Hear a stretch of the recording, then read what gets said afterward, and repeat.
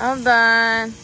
Good day po guys. Samahan niyo po kami sa ating mga camping journey at ito pong mga videos na aking in-upload sa YouTube ay ginawa ko pong long form video upang magkaroon po tayo ng mahaba-habang video. Pinagdugtong ko po ang aming camping journey. Samahan niyo po kami at ito po ang ating mga video ay ating recap.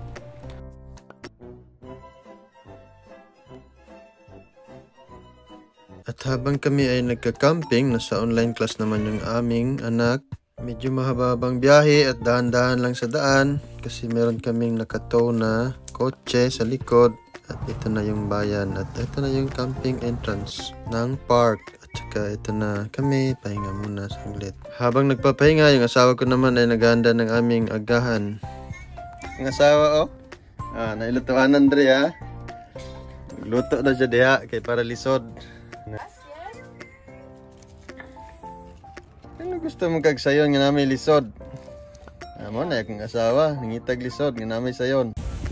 Oh, what a beautiful view!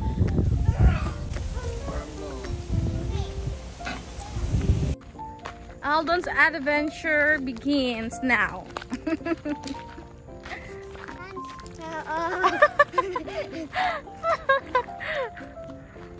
Pagkatapos maglakad-lakad dito at nagpapahangin habang nasa online class, yung anak ko, maliwalas yung hangin, medyo malamig-lamig ngayon kasi galing ng winter, springtime hanggang sa gabi. Ito naman sila, nood lang ng TV, palipas oras, mamaya-maya maglalaro na kami at meron kaming pa-premyo galing kay Mami. Baby Kay's favorite food! Foster, you can draw or you can spell it. Your favorite food, Baby Kay? Okay, banana! Banana, what else? Banana! What's your favorite food, Baby Kay? Not that is favorite! What is your favorite food, Baby Kay? What? Daddy Rin!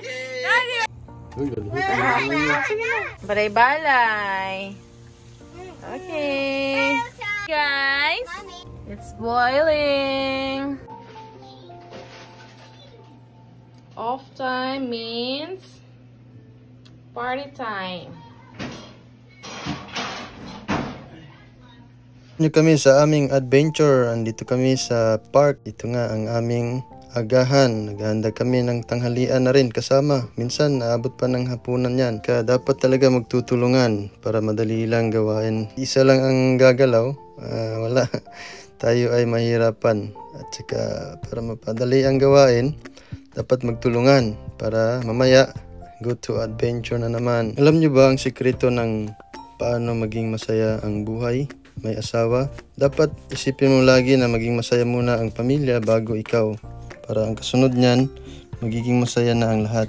At ito nga pala ang aming agahan. Kasama na to ng tanghalian. At saka siguro pag medyo kunti lang yung kain, may kasama pang hapunan.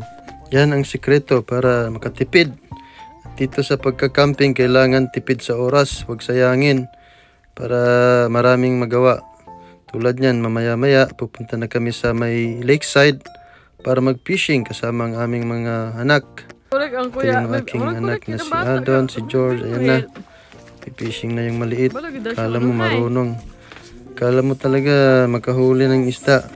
Bonfire sa umaga, pang depensa sa lamig habang nag-fishing. Meron kaming apoy. Kasi medyo malamig nga ang hangin sa lake. Medyo malawak naman itong lake na ito na tinatambayan. At ito sa gabi, bonfire pa rin. Ayan, magluluto ng marshmallow. At tapos ipapalaman sa aming crackers. May hot cocoa at crackers ang aming merienda sa out. Ayan, kunting banding sa outdoor sa gabi. At ito na nga yung unang araw namin sa campsite. Maliban dun sa naglaro yung mga bata sa playground, nagpunta pa kami sa park na malapit dito sa lugar. Paikot-ikot kami kanina habang nag-i-enjoy sa mga views, tanawin sa lugar na to. Maraming mga wild animals din na aming nakita. Natutuwa yung mga bata, kwentuhan about sa mga pangalan ng hayop. Alas medyo marami silang natutunan.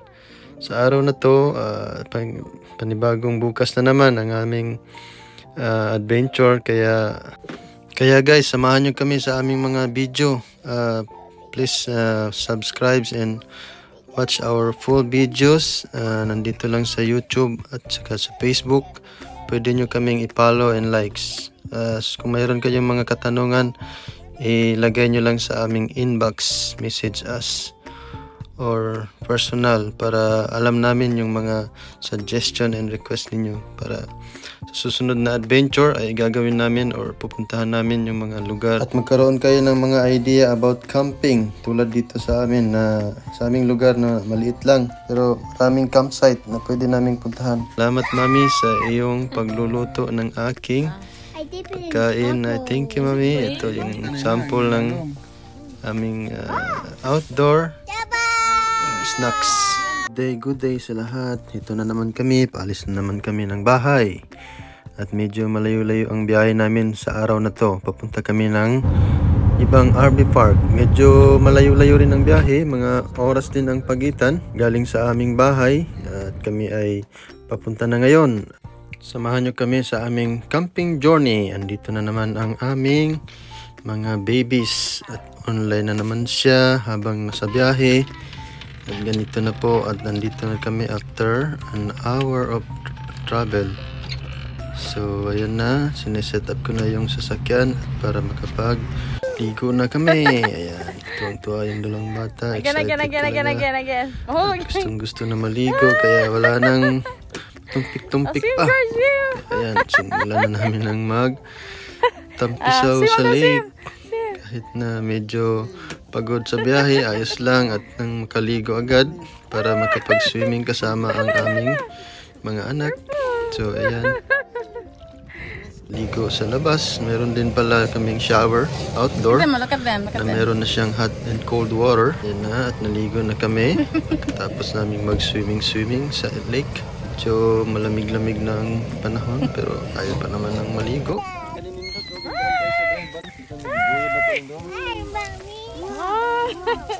Hi George!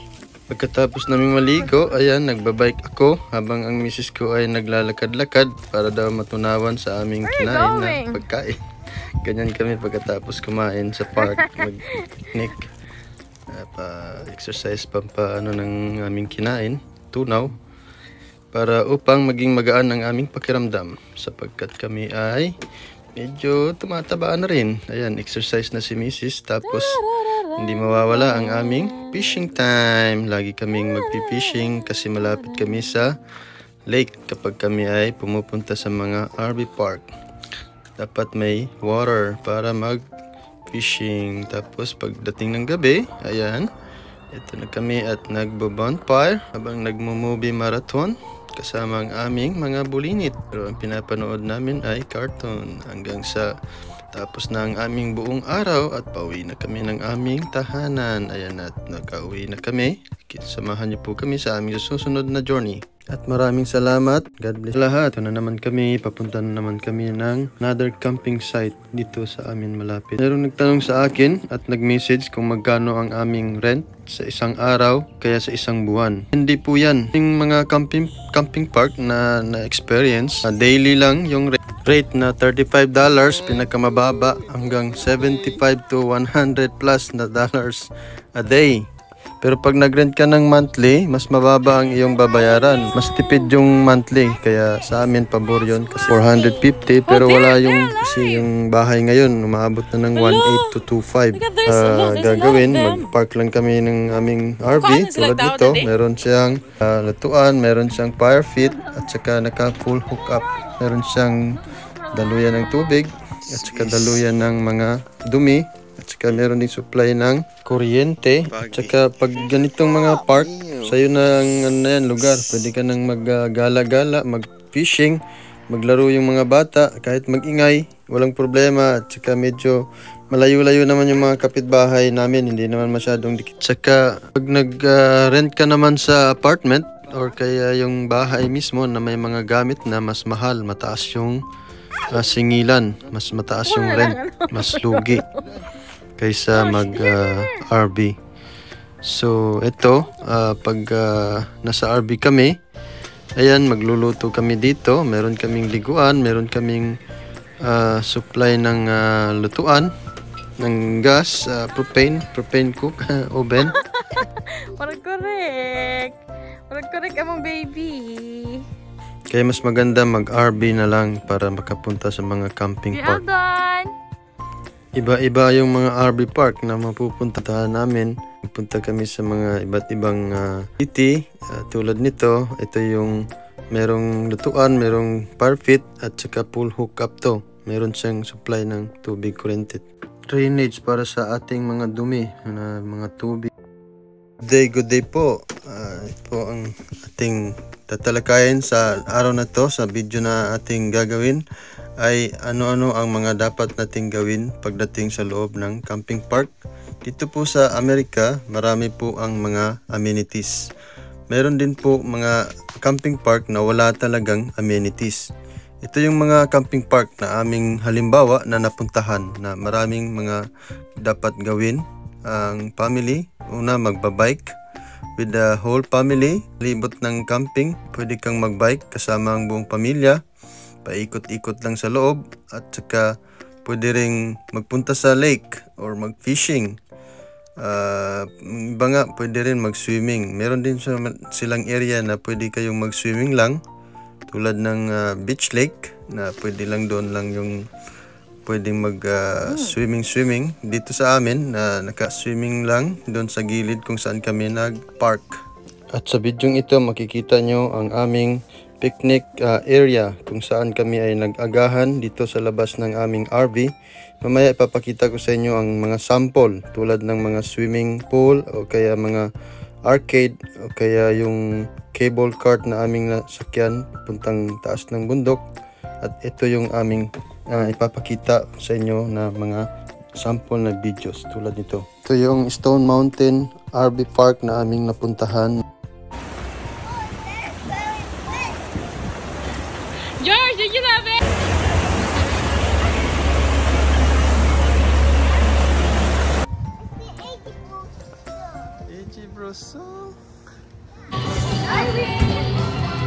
Kami win!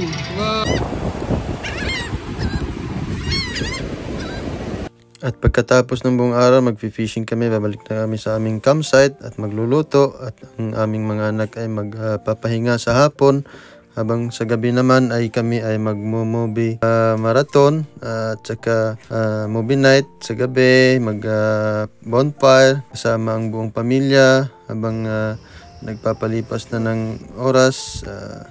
Ayan, kinabukasan, fishing ulit.